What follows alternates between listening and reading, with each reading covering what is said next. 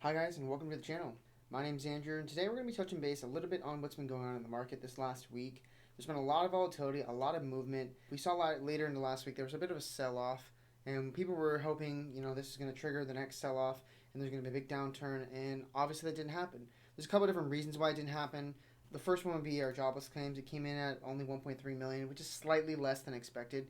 They were expecting a 1.4, just under 1.4 million initial jobless claims, and instead we got 1.3 million jobless claims. It's still pretty terrible, but people are happy that it's less than expected.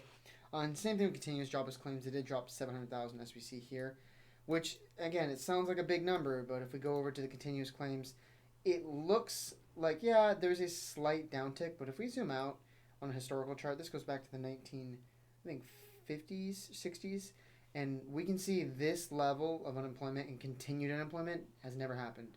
So, yeah, it's good, but it's still a fucking lot of people are not working currently, which is not a good thing. But the market's going to climb based on Fed news. Also, today, one of the reasons why the market's bounced, we kind of saw yesterday, there was a big sell off in the market, just kind of a big down day, especially in struggling areas like airlines, cruise lines. We're all struggling pretty bad. And then Gilead Science came out with the fact that their remdesivir treatment severely reduces the risk of patients dying with COVID, which is a big thing because obviously COVID is dominating the market and dominating the whole world really, and it's a terrifying thing. And we see cases rising in multiple states. So it's good to see that we do have a drug that seems to work effectively against the virus and helps treat people in the severe cases. So the mortality rate will continue to decline, which is the hope. The problem is that even if it's already proven to work, it's the amount of they have to manufacture. The fact that they're going to manufacture a ton of these treatments and sell them to individuals, only with individuals with insurance, it's not going to be a broad fix. I think it's good news, and it's exciting to hear, but it's going to be a while before this technology and treatments get distributed to most people. So, the markets. We can see S&P 500 today was up 1.14%. Dow Jones is up 1.5%, and this is Nasdaq, actually the loser today, which hasn't been the case for like the last 2 weeks. But it still made a gain of about 0.93. It's actually a little bit less because this includes after hours movement. But the reason why is, well, the majority of the last week has been moved by big tech. And the problem was that nothing else in the market was really moving up. We saw financials struggling, not being able to get anything done. We saw real estate struggling, and we see basically every department of the markets besides the major corporations doing really well. The rest of the market's struggling because these big companies are so large. They raise the majority of the index with them. The biggest holdings in like the S&P, for example, is going to be the top six stocks is like 25% of the market. So it is a big thing, and it's great. But today, big tech took a break. There's a reason why the Nasdaq is struggling. We still saw movement in some of the bigger names, like Apple was up 0.25%. I think Microsoft was up very slightly.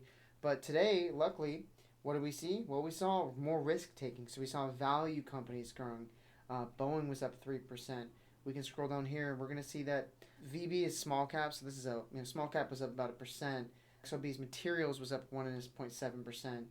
Total broad index is only up about 0.8. Then we see some companies like Waste Management up 1.7%. So some of these companies are beating the markets. The big ones we're going to see, like WTI, it's oil. Oil had a big day. Carnival had a big day. All that's just based on the news, based on the Gilead Science news. And we see banks finally got something done. Banks have been struggling, just been chopping around for a while. We're going to see financials. Financials bumped up 3.4%, but we see on even like a week chart, still down about 0.6% on a month. We're looking at actually just a slight gain, but over a 6 month chart, we're still down on the year. Financials are struggling. They're going to continue to struggle. This is just because rates are so low that no one's really borrowing money, and if they are borrowing money, it's so cheap right now that the banks aren't going to make as much money just because rates are low. They can't charge as much in interest on mortgages or car loans, and as a result, they're going to make less money. I don't think they're a bad place to put money in for the long term, but just keep in mind they're going to be a lot slower growth. But it's good to see the movement. This is showing that people are taking on more risk. People are feeling more comfortable putting their money into, I guess you could say, riskier assets. I don't think these big companies, certain big companies, I wouldn't say all of them, but if you're putting in some kind of broad index fund and you want to play a sector like the financial sector or technology sector, maybe you want to play the healthcare sector, they're not a whole lot of risk. They're usually very diversified. And it's a way for a lot of individuals to get that exposure without having to do too much research. I personally like to invest in individual stocks, but I also do funds, sometimes in fields that I don't necessarily want to go into great depth. Like a good example is that is I invested in energy when it was crashing. I wasn't sure what company to buy, and I didn't want to risk it on a company that could go bankrupt. So I bought into the XLE, which is just the energy ETF. Let me show you. I'll pull it up right here. And it's very heavy inside oil-based companies. And we can see in the last 6 months they're still down, but from the bottoms, they're up about 50% from their lows, and they even peaked at one point at almost 100% gains. I didn't quite price in at the bottom, but I got them for a good price. And we saw today their movement was great, another 3% movement. So we're going to continue to watch the markets. It is a good thing. The Gilead Science is really going to make sure that things are going smoother than people are expecting. So, what am I doing? Well, like I always say, I'm a long-term investor, so I buy into the stock market every week. I know a lot of people are forecasting the market's going to crash. This time is different. You know, oh, look, this is so much like the 1920s market crash. But the reality is, that argument doesn't even make sense to begin with. The 1928 crash, we look at it, only about 1% of the U.S. population was invested in the market, versus today, about 50% of the population has some kind of investment asset in the market. So there's a lot more money. There's a lot more rules in place now. The Federal Reserve is willing to print unlimited money to support the economy. And yes, that will it cause inflation? Yeah, but at the same time, the point is that the markets are probably not going to fall. Even if they do, I don't think that we're going to see another crash. We might see a pullback, which is always healthy.